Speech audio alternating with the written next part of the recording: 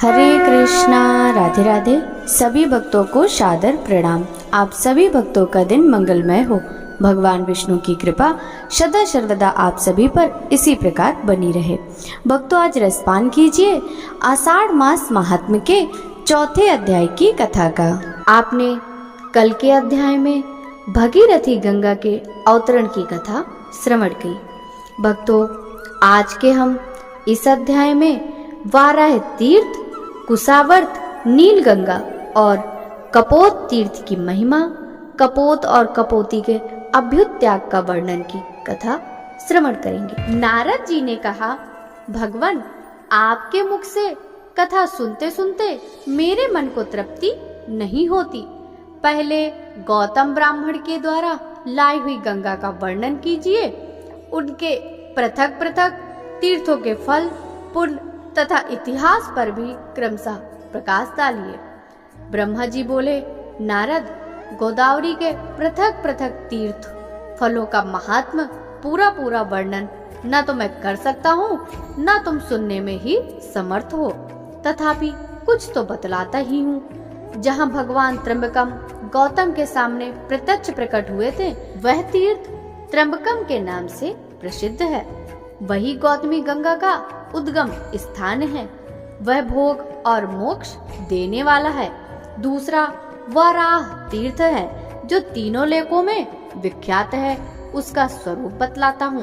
पूर्व काल की बात है, सिंधुसेन नामक राक्षस देवताओं को परास्त करके यज्ञ छीनकर रसातल में पहुंच गया। यज्ञ के रसातल चले जाने पर पृथ्वी पर उसका सर्वथा अभाव हो गया। देवताओं ने सोचा, यज्ञ के बिना न तो यह लोक रह जाएगा और न ही परलोक।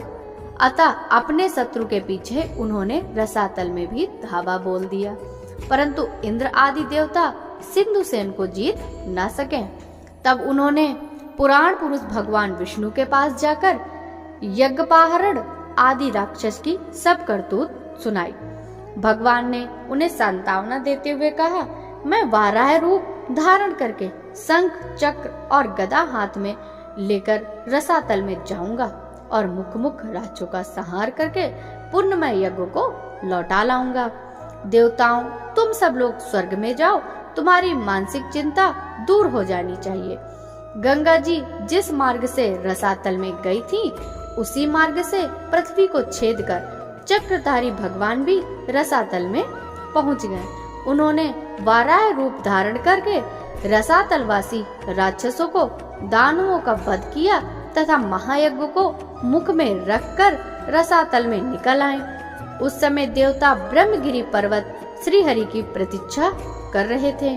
उस मार्ग से निकलकर भगवान गंगा स्त्रोत में आए और रक्त से लथपथ हुए अपने अंगों को गंगा जी के जल से धोया। उस स्थान पर वाराह नामक कुंड हो गया। इसके बाद भगवान ने मुख में रखे हुए महायज्ञ को दे दिया। इस प्रकार उनके मुख से यज्ञ का प्रादुर्भाव हुआ। इसलिए वाराह तीर्थ परम पवित्र और संपूर्ण अभिलषित वस्तुओं को देने वाला है। वहाँ किया हुआ स्नान और दान सब यज्ञों का फल देता है। जो पुण्यात्मा पुरुष वहाँ रहकर अपने पितरों का स्मरण करता है, उसके पितर सब पापों से मुक्त हो स्वर्ग में चले जाते हैं। त्र्यंबकम में एक कुशावर्त नामक तीर्थ है। उसके स्मरण मात्र से मनुष्य कृतार्थ हो जाता है। वह समस्त अभिष्ट वस्तुओं को देने वाला है। कुशावर्त उस तीर्थ का नाम है जहाँ महात्मा गौतम ने गंगा का कुशा से आवर्तन किया था। वे वहाँ गंगा को कुश से लौटाकर ले आए थे। कुशावर्त में किया हुआ स्नान और दान पितरों को तृप्ति देने वाला है। जहाँ नदियों में श्रेष्ठ गंगा नील पर्वत से निकलती है, वहाँ वे नील गंगा के नाम से विख्यात हैं। मनुष्य शुद्ध चित्त होकर नील गंगा में स्नान आदि जो कुछ भी शुभ काम करता है, वह सब अक्षय जान लेता है। उससे पितरों की बड़ी तृप्ति होती है। गोदावरी में परम उत्तर कपोत तीर्थ भी है, जिसकी तीनों लोकों में बहुत ही प्रसिद्धि है। मुने, मैं उस तीर्थ का स्वरूप और महान फल बतलाता हूँ। सुनो, ब्रह्मगिरि पर एक बड़ा भयंकर व्याध रहता था। वह ब्राह्मणों, साधुओं, यतियों, गौओं, पक्षियों और मृगों की हत्या किया करता था। वह पापात्मा क्रोधी बड़ा असत्यवादी था। उसके हाथ में सदा पास और धनुष मौजूद रहते थे। उस महापापी व्याध के मन में सदा पाप ही संकल्प उठते थे। उसकी स्त्री और पुत्र भी उसी स्वभाव के थे। एक दिन अपनी पत्नी के प्रेरणा से वह घने जंगल में घुस गया। वहां उस पापी ने अनेक प्रकार के मृगों और पक्षियों का वध किया। कितनों को जीवित पकड़कर पिंजड़े में डाल दिया। इस प्रकार बहुत दूर तक घूम फिरकर वह अपने घर की ओर लौटा। तीसरे पहर का समय था। चैत्र और वैसाख बीत चुके थे। एक ही क्षण में बिजली कौंधने लगी और आकाश में मेघों की छटा छा गई। हवा चली और पानी के साथ पत्थरों की वर्षा होने लगी। मूसलाधार वर्षा होने के कारण बड़ी भयंकर अव्यवस्था हो गई। व्याध राक्षस चलते चलते थक गया। जल की अधिकता के कारण मार्ग का ज्ञान नहीं हो पाता था। जल, थल और गड्ढे की पहचान असंभव हो गई थी। उस समय वह पापी सोचने लगा, कहाँ जाऊं, कहाँ ठहरूं, क्या करूं? मैं यमराज की भांति सब प्राणियों के प्राण लिया करता हूँ। आज मेरा भी प्राणांत कर देने वाली पत्थरों की वृष्टि हो रही है। आसपास कोई ऐसी शिला अथवा वृक्ष नहीं दिखलाई देता जहाँ मेरी रक्षा हो सके।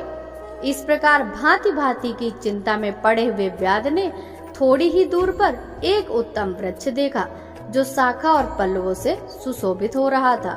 वह उसी की छाया में आकर बैठ गया। उसके सब वस्त्र भीग गए थे। वह इस चिंता में पड़ा था कि मेरे स्त्री बच्चे जीवित होंगे या नहीं। इसी समय सूर्यास्त भी हो गया। उसी वृक्ष पर एक कबूतर अपनी स्त्री और पुत्र पौत्र के साथ रहता था। वह वहां सुख से निर्भय होकर पूर्ण तृप्त और प्रसन्न था। उस वृक्ष पर रहते हुए उसके कई वर्ष बीत चुके थे। उसकी स्त्री कबूतरी बड़ी पतिव्रता थी। वह अपने पति के साथ वृक्ष के खोखले में रहा करती थी। वहां हवा और पानी से पूरा बचाव था। उस दिन दैवश कपोत और कपोती दोनों ही चारा चुगने के लिए गए थे, किंतु कपोत ही लौटकर उस वृक्ष पर आया।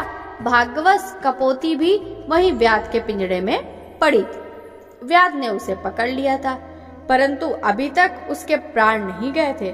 कपोत अपनी संतानों को मात्रहीन देखकर चिंतित हुआ। भयानक वर्षा हो रही थी। सूर्य डूब चुका था। फिर भी वह वृक्ष का खोखला कपोती से खाली ही रह गया। यह विचार कर कपोत विलाप करने लगा। उसे इस बात का पता ही नहीं था कि कपोती यहीं पिंजड़े में बंधी पड़ी है। कपोत ने अपने प्रिया के गुणों का वर्णन आरंभ किया।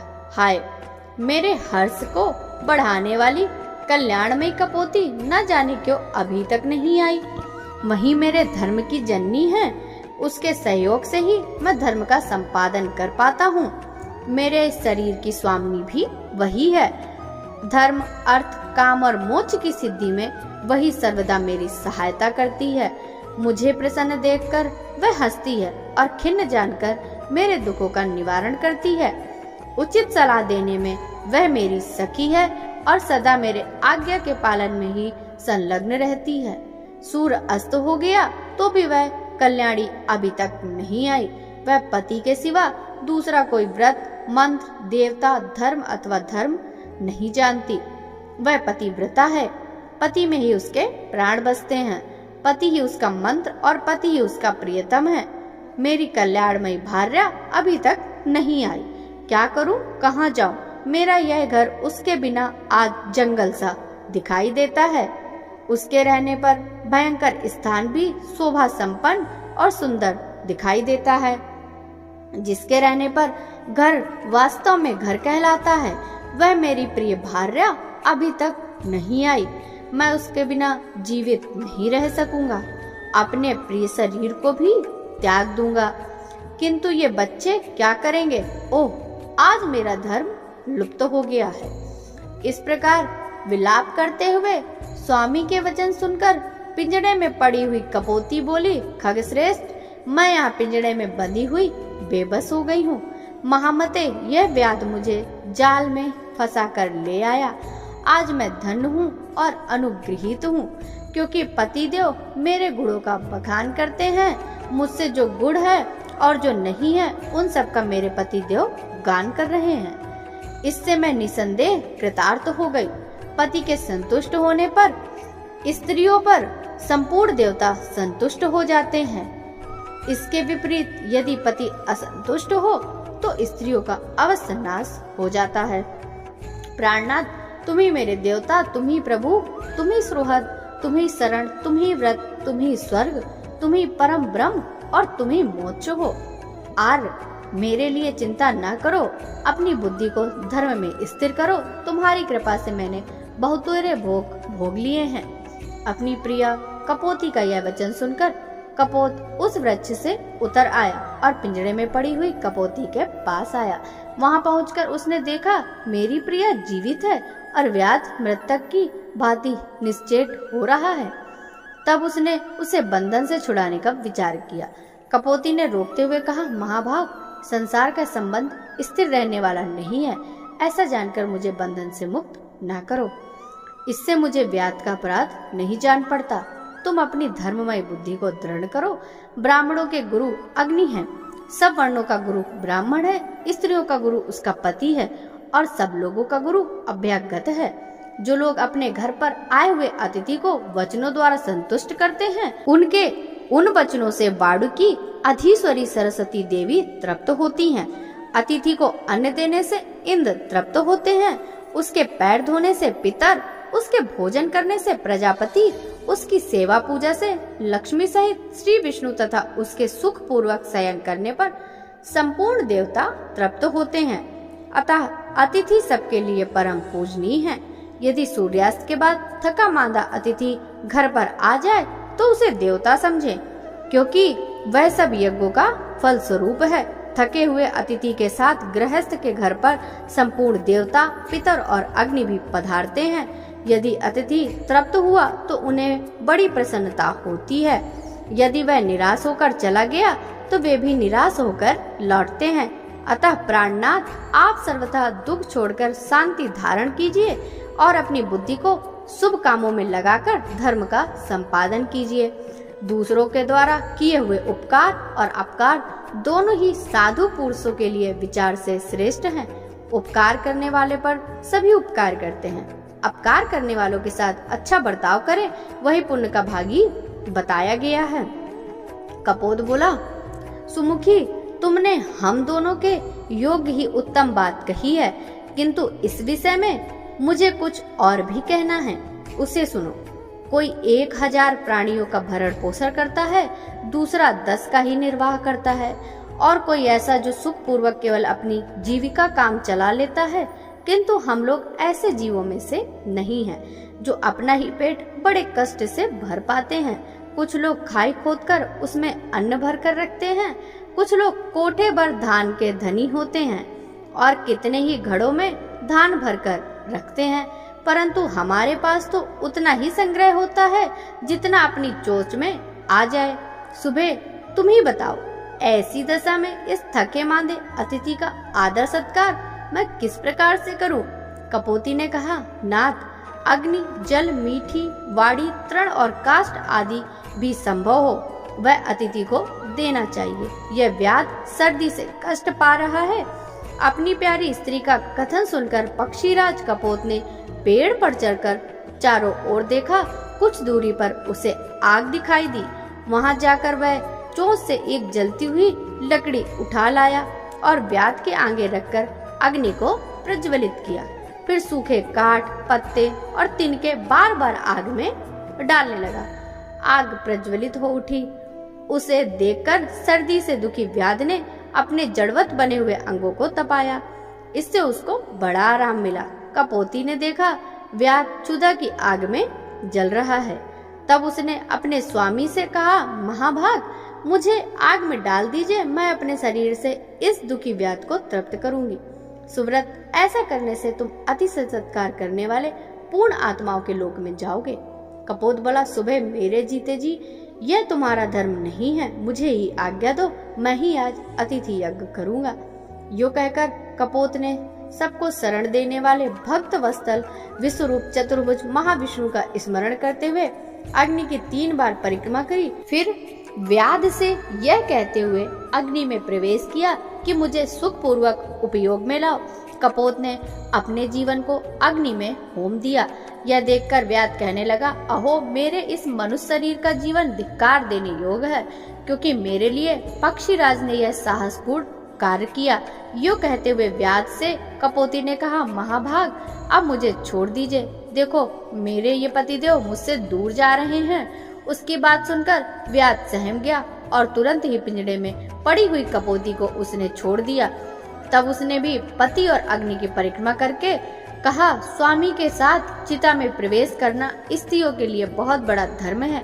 वेद में इस मार्ग का विधान है और लोक में भी सबने इसकी प्रशंसा की। जैसे सांप पकड़ने वाला मनुष्य सांप को बिल से बलपूर्वक निकाल लेता है, उसी प्रकार पति का अनुगमन करने वाली नारी पति के साथ ही स्वर्ग लोक में जाती है।